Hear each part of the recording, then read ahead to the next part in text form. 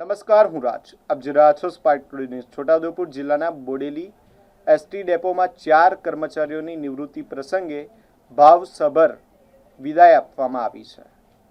Gujarat ST નિગમમાં લાંબા સમય સુધી નિષ્ઠા અને પ્રામાણિકતાથી ફરજ બજાવ્યા બાદ ડ્રાઈવર ખેમરાજભાઈ ગઢવી, ટીસી ભરતભાઈ તરબદા તેમજ કંડક્ટર મહેશભાઈ રાઠવા અને માધુભાઈ રાઠવાની નિવૃત્તિ પ્રસંગે તેમને સન્માનિત કરવામાં આવ્યા હતા. આ કાર્યક્રમ એસટી કર્મચારી મહામંડળના પ્રતિનિધિઓ, વિભાગીય અધિકારીઓ અને સહકર્મચારીઓની ઉપસ્થિતિમાં યોજાયો હતો. વક્તાઓએ નિવૃત્ત કર્મચારીઓની ફરજ નિષ્ઠા, સમયપાલન અને મુસાફરો પ્રત્યેની સેવા ભાવનાને બિરદાવી હતી અને તેમના નિવૃત્ત જીવન માટે શુભકામનાઓ પાઠવી હતી. કાર્યક્રમ દરમિયાન કર્મચારીઓએ વર્ષો જૂની યાદોને વાગોળી હતી અને ભાવુક માહોલ સર્જાયો હતો.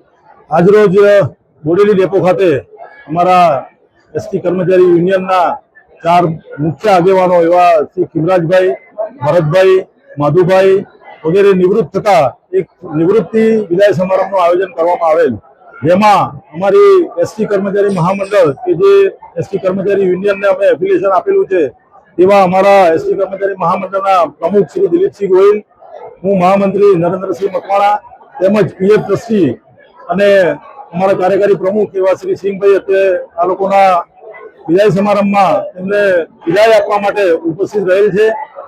હું આપને એક વસ્તુ એ જણાવી દઉં કે એસટી નિગમ ખાતે ફક્ત મને જ્યાં સુધી ખ્યાલ છે ત્યાં સુધી, કારણ કે અમારા ત્યાં સરકારમાંથી ડેપ્યુટ થતા ઘણા બધા અધિકારીઓ આવે છે અને જાય છે, તેઓ દ્વારા પણ એવું કહેવામાં આવે છે કે નિવૃત્તિ વિદાય સમારંભ તો જીએસઆરટીસીમાં જ સારી રીતે યોજાય છે. એટલે આજે બોડેલી ખાતે ખૂબ સુંદર આયોજન થયેલ અને આપણે 4 અમારા આગેવાનોને નિવૃત્તિ વિદાય સમારંભ યોજી અને અમને આવતીકાલે થનાર નિવૃત્તિ વિદાય સમારંભ કરેલ છે. એ માટે બધા સૌ ભેગા થયેલા અને ખૂબ સારી રીતે સુંદર આયોજન કરવામાં આવેલું છે. મારું નામ નરેન્દ્રસિંહ મકવાણા, મહામંત્રી એસટી કર્મચારી મહામંડળ અમદાવાદ.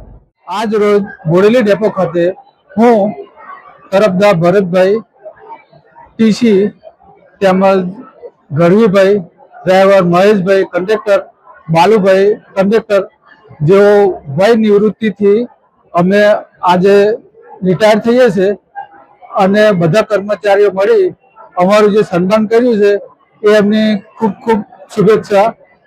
આ આગળની અમારી